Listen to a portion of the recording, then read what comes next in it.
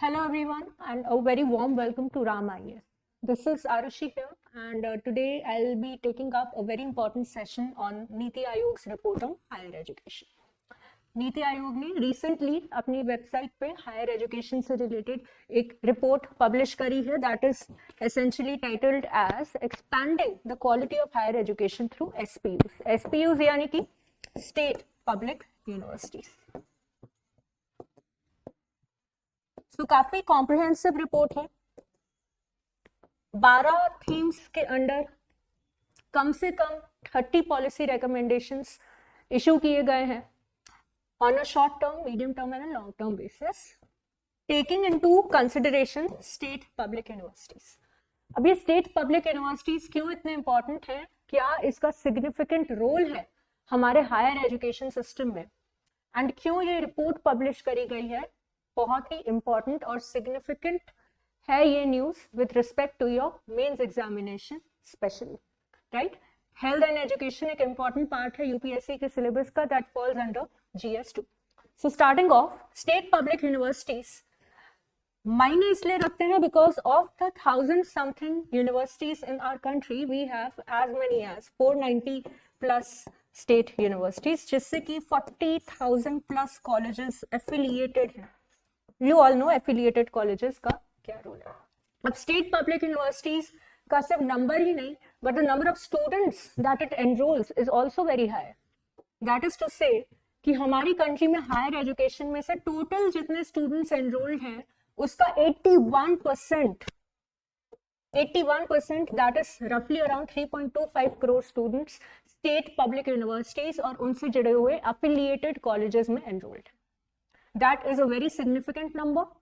And another important fact, क्यों higher education इतना important हो गया एंड प्राइवेट यूनिवर्सिटीज के कंपैरिजन में स्टेट यूनिवर्सिटीज कैसे एक बहुत ही बड़ा और एक ग्राउंड ब्रेकिंग रोल प्ले करते हैं इस हायर एजुकेशन को और भी ज्यादा इम्पैक्टफुल और लॉन्ग रन के लिए क्वालिटेटिव बनाने के लिए, और सबसे खास बात और सबसे इंपॉर्टेंट एम्प्लॉयमेंट में इसका क्या कॉन्ट्रीब्यूशन रहेगा, राइट. डेमोग्राफिक डिविडेंड को अगर रीप करने की बात आ जाए तो एजुकेशन अपने आप में बहुत ही बड़ा और सिग्निफिकेंट रोल प्ले करता है. We all know as it come when it comes to human capital. Higher education की अगर स्टेट पब्लिक यूनिवर्सिटीज की अगर बात करें तो की रोल हो जाता है यहाँ पे affordability. Significant role that the state universities play here is affordability. So essentially these state universities provide affordable education to economically backward segment of the society. That segment जो private universities में जाके एक महंगी lump sum fee देके खुद को enroll नहीं करवा सकता, that segment of the society is captured by these state public universities, right? So in that aspect, very very important. Second thing, research and development. हमारी country में as compared to global institutions is just running average, and there have been committees previously, there have been issues previously how to improve the quality of research and development and how to make the journals that are published in India more credit worthy, जिसको हम लोग global acclamation की बात कहते हैं, right? सो ये India के higher education system का एक बैकबोन है. तीसरी चीज, new education policy 2020 envisions that 2035 में अगर 9 करोड़ स्टूडेंट्स हायर एजुकेशन में एनरोल्ड हैं तो उसमें से at least 7 crore students are going to get themselves enrolled in the state public universities. Alright, so that is one thing. Now The report has actually essentially identified certain challenges. अब मान लीजिए आप लोगों के सामने मेंस में ही क्वेश्चन आ गया रिलेटेड टू हायर एजुकेशन, तो उसके लिए इस सेशन के थ्रू आपका एक रफ फॉर्डर तैयार हो जाएगा. कैसे अगर आपसे की चैलेंजेस पूछे गए तो कैसे आप मल्टी डायमेंशनल एस्पेक्ट्स को कवर कर सकते हैं सिर्फ एक इन्फोग्राफिक की मदद से, right. So first of all जो सबसे इंपॉर्टेंट चैलेंज है जो किसी भी स्टेट पब्लिक यूनिवर्सिटी में आप एंटर करते ही आपको दिख जाएगा, and that is what? That is deficit in digital infrastructure. Agreed और नॉट? चैलेंजेस को आइडेंटिफाई करते हुए the report claims that only 32% of the state public universities have access to digital infrastructure. अब यहाँ पे डिजिटल इंफ्रास्ट्रक्चर की बात आ जाए तो यहाँ सबसे की रोल प्ले करता है digital libraries, digital access to journals, right, one thing. Second thing is man power crunch, यानी कि फैकल्टी रिक्रूटमेंट से भी सबसे ज्यादा बड़ा चैलेंज किसी भी स्टेट पब्लिक यूनिवर्सिटी के पास है, that is faculty retention. Okay, faculty recruitment और faculty retention. Alright, so the thing is, given the amount of students that are enrolled, we need sufficient faculty, good faculty, trained faculty, right? तो यहाँ पे एक दूसरा challenge जो report identify करती है, that is faculty recruitment, internationalisation and capacity building programmes. इसी से एक और चैलेंज निकल कर आता है, that is the poor student faculty ratio, right? So again 30:1 is the current student faculty ratio when it comes to these public universities. जो recommended है, that is 15:1. It is double the higher than what ideally should be, right? Other than that, और क्या आपको issues mind में आते? Suppose the infographic was not there, what all issues would have come to your mind? Another important issue is funding, right? Funding में अलग अलग aspects आ जाएंगे, funding में एस्पेक्ट्स कवर हो जाएंगे, that is the annual financial statement, जो state का budget होता है उसका कितना सेगमेंट जा रहा है स्टेट यूनिवर्सिटीज में, right, one thing. Second thing, ज्यादा एक्सपेंडिचर है, कम एक्सपेंडिचर, वो हम सबको देखे as a percentage of the gross state domestic product, कितना परसेंटेज एजुकेशन में हो रहा है, और एजुकेशन में भी कितना परसेंटेज प्राइमरी में जा रहा है, कितना सेकेंडरी में जा रहा है, कितना टर्शरी में जा रहा है, tertiary that is higher. Okay, तीसरी चीज, ऑलरेडी काफी सारी स्कीम्स गवर्नमेंट ऑफ इंडिया ने इम्प्लीमेंट करी है when it comes to higher education. What all schemes are coming to your mind? If you all must be aware, PM Usha, Uchchatar Shiksha Abhiyan के under एक बहुत ही इंपॉर्टेंट स्कीम है, दैट इज रूसा। उसका implementation कैसा है, उसके इम्प्लीमेंटेशन का स्टेटस कैसा है, उसका एक कॉम्प्रिहेंसिव रिव्यू रेकमेंड किया है इस रिपोर्ट में, right. Another important thing, higher education funding authority that was set up by the central government in 2016।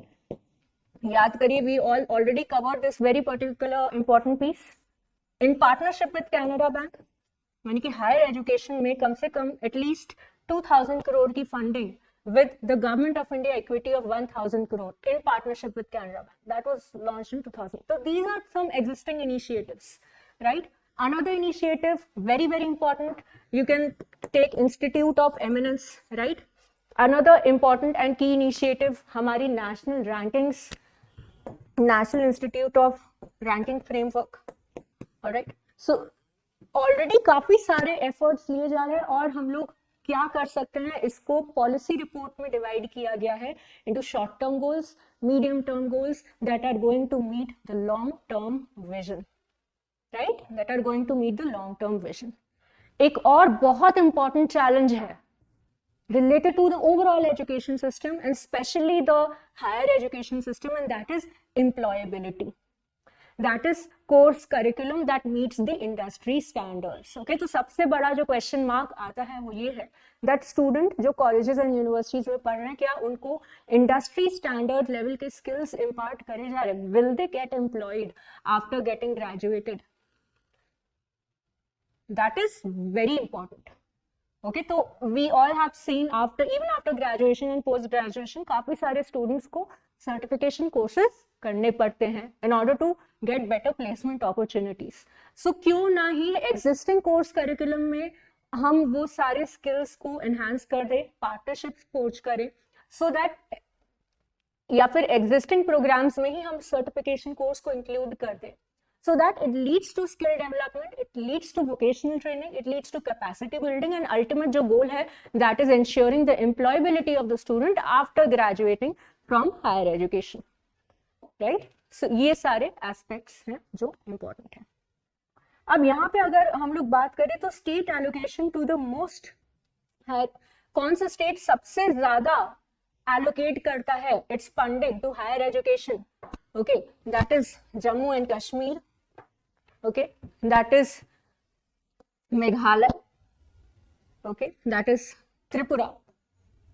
And that is Manipur. ठीक है, जम्मू कश्मीर, मेघालय, त्रिपुरा, मणिपुर, ऐसे ही स्टेट्स में सबसे ज्यादा एक्सपेंडिचर क्यों पाया गया हायर एजुकेशन में? You will be baffled to know that states like Telangana, Gujarat and Rajasthan में सबसे कम एक्सपेंडिचर है when it comes to higher education. The thing is, आप थोड़ा सा डेमोग्राफी समझो, आप थोड़ा सा स्टेट को समझो, तो इन स्टेट्स में कल्चर किस चीज का है? Startup culture, business culture, stand up and startup India, right? यहाँ पे इसका फंडिंग ज्यादा होगा। Definitely these states also have that potential, but यहाँ पे अभी हायर एजुकेशन का स्कोप ज्यादा है, सो डेफिनेटली यहाँ पे भी फंडिंग ऑप्टिमल, राइट? इसके अलावा और भी कुछ इंपॉर्टेंट रेशियोज हैं, that is per capita spending on education when it comes to the young citizens. तो इसमें केरला, तमिलनाडु, आंध्र प्रदेश एंड तेलंगाना जैसे स्टेट्स टॉप में है, राइट? So again, this is a very, very comprehensive report. I recommend you all to go through the policy brief. Policy report थोड़ी ज़्यादा comprehensive हो जाएगी, but just in case कोई question आता है आपके सामने related to mains और an essay writing, आप policy report को refer करके definitely पढ़ सकते हो. Although it is very lengthy, I will not recommend it. Policy brief, definitely go through it. A very good understanding, right? Already जो initiatives run कर रहे हैं, that is 7 E experience is already being run by NITI Aayog. School education quality index एक learning outcome based index report है school level education को assess करने की, again that is published by the NITI Aayog, right? सो यहाँ पे अगर हम देखें तो करेंट फोकस क्या है कि quality, skills, vocational education ecosystem, right? Funding, internationalisation, incubation, national and international incubation of higher education systems in the country, right? तो यहाँ पे अगर हम लोग देखें तो की पॉलिसी इनिशिएटिव्स की अगर हम लोग बात करें तो to implement these key policy initiatives, the Niti Aayog has identified state public universities into 2 categories, right? The first category is what? State level PSUs, not the state level PSUs, हम लोग state PSUs की ही बात कर रहे हैं। The first category is leading state public universities, right? The other category is aspirational state public universities.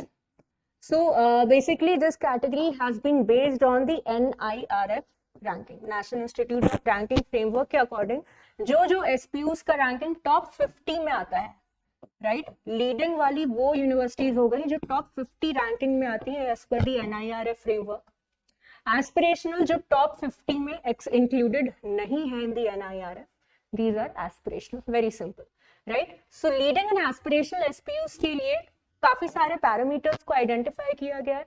First, some broad recommendations, आप एक बार देख लो ब्रॉड रिकमेंडेशंस में प्रीलिम्स के पर्सपेक्टिव से जो इंपॉर्टेंट है, that is what I can say is one nation one subscription scheme. What is this one nation one subscription scheme? क्या है ये? So all those students who are already doing their PhD, right, they must be knowing that अगर वो एक state university से PhD कर रहे हैं, सपोज वहां पे एक डिजिटल लाइब्रेरी है, तो you just go and log in to their system में लॉग इन करते ही जितने भी आपके important acclaimed national as well as global level journals हैं, उनका फ्री ऑफ कॉस्ट एक्सेस आपको मिल जाएगा। Otherwise if you would go, you may have to pay a certain amount. Okay, so this is a so this actually links the universities, state as well as central universities to important websites जहाँ पे crucial journals publish होता है जो आगे चल के उनको research में मदद कर सकते हैं। As simple as that, right? Greater autonomy in terms of governance, faculty hiring and curriculum design. Greater autonomy is a very, very important fact. Greater autonomy का अगर हम लोग देखें फ्रेमवर्क एस्टैब्लिश कहाँ से होता है? Institute of eminence, right? तो ऑटोनॉमी का यहाँ पे क्या मतलब हो गया? ऑटोनॉमी मींस दैट अगर यूनिवर्सिटी चाहे तो या एफिलिएटेड कॉलेज चाहे तो अपने नाम की डिग्री दे सकता है, right? Not the degree of the university, that is disaffiliation, a step towards disaffiliation. जैसे ही ऑटोनॉमी मिलती है वैसे ही स्टेट या प्राइवेट कॉलेज के पास एक लेवल ऑफ फ्रीडम आ जाता है to design a course curriculum according to its own understanding, right? design its course curriculum according to its own understanding, terms and criteria, hire faculty according to its own terms and conditions, okay, without having to adhere to the norms of the state universities. Another point of confusion is कि university grants commission time to time guidelines issue करती रहती है, and UGC is a central body. The thing is, according to the 7th schedule of the Indian Constitution, state public universities का पूरा control जो है वो आता है स्टेट गवर्नमेंट के under. UGC's guidelines and recommendations issue करती है, yes, बट अल्टीमेट जो कंट्रोल होता है that is with the state government. So यहाँ पे अगर हम लोग ऑटोनॉमी की बात करें, गवर्नेंस की बात करें, करिकुलम डिजाइन की बात करें, इसके तहत यहाँ पे central government and UGC national level guidelines का बहुत ही एक इम्पॉर्टेंट हम कहें तो रोल देखने को मिल सकता है, right. Institute of eminence is one big and important example. Another important example is NIRF, national institute ranking framework है ये, right? Again, national level standards for all the universities that are the same, right? So there is a certain level of overlap because again यहाँ पे अगर हम देखें तो demographic dividend के हिसाब से significant amount of interest lies. Okay, industry academia partnership to improve skill development, for example partnering with National Skill Development Council, right? Partner with private players and institutions who are providing what certification courses, partnering with National Skills Development Council, ये सारे aspects to strengthen the industry academia partnership, okay, to improve the employability, to strengthen the industry academia partnership, ये एक बहुत ही important aspect हो जाएगा, right? Again, तो last 2 points are interconnected. अगर course curriculum के designing में अगर autonomy आ गई, so sky is the limit, obviously, right? So अगर हम लोग देखें तो a total of 9 parameters have been identified जिसके अंदर short, medium and long term policy recommendations issue किए गए हैं, right? इसके अंदर अगर हम लोग देखें तो we have enhanced the quality of education and research. To enhance the quality of education and research, what do we have? In the framework, we have the National Research Policy, right? We have the National Research Policy. Long term के लिए research quality assessment committees भी establish करी जाएंगी, research hub and patent cells establish करे जाएंगे. Now patenting and IP rights are very very important, specially in the field of research, so that will be enhanced, right. High quality journals STEM और non STEM fields में, उनको we all know STEM fields में कुछ important globally acclaimed journals हैं that have world wide acceptance and popularity. But in India, there are many STEM as well as non-STEM journals that are a little doubtful or a little bit of in the gray zone. उनका इतना acceptability नहीं है. That's a fact that we have to agree to it. So उसको कैसे improve किया जा सकता है, उसको कैसे filter out और भी ज़्यादा sophisticated बनाया जा सकता है, so that it gains global acclamation in the coming future. That is a very important aspect for it. ठीक है. Research and development से associated advisory committees in the long run will be set up to improve the quality of R&D, to improve the quality of PhD topic journals, right? Research papers and everything. Curriculum को review करने के लिए important committee establish करी जाएंगी. That is an important aspect of pedagogy. किसी भी faculty का क्या role होता है, student को कैसे inspire करते हैं to pursue a certain field of interest, right? That is very very important. Okay, multidisciplinary education to ensure all-round development. All right. Even the policy recommends to align sustainable development goals with the course curriculum, partnering with NGOs. Okay, encouraging the universities to inspire the students to contribute towards SDGs, promoting SDG level education. That is also a very important aspect of it. अगर हम लोग digitalization of higher education की बात करें तो one nation one subscription scheme, one very very important aspect of the project, right? This is one very important aspect of the project. Obviously जब हम लोग digital access को across the universities पढ़ाते हैं तो वो काफी ज्यादा मायने रखता है. Now we talk about internationalization of higher education. Now internationalization of higher education includes a lot of things. Number one, student to student partnership. For example India and Australia के बीच में स्टूडेंट टू स्टूडेंट पार्टनरशिप को हम लोगों ने increase किया through initiatives like the Maitri programme, right? Then what do we have? Teacher to teacher. जैसे हमारे students बाकी यूनिवर्सिटीज में पढ़ने जाते हैं, बाकी यूनिवर्सिटीज के स्टूडेंट्स हमारे यहाँ पढ़ने आते हैं, उनको गवर्नमेंट फंड करती है, स्पॉन्सर करती है. ठीक इसी तरह टीचर्स का भी एक एक्सचेंज होता है. For example, a very good example of this is Project Kiran. That has been implemented a long time ago by the Ministry of Science and Technology. STEM field के teachers को दूसरे colleges and universities में भेजना, या दूसरे teachers को, faculties को हमारे universities में invite करना to share best practices, to share the best pedagogy, to cross evaluate. Okay, so this is one very, very significant aspect. Another important aspect is university to university partnership.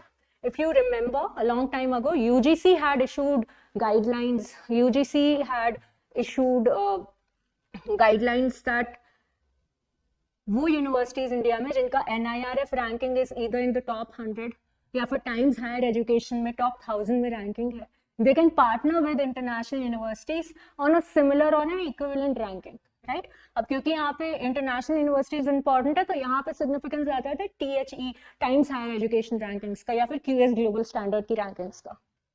Alright, so that is university to university partnership. Then funding and financing, we have already discussed about HEFA, right?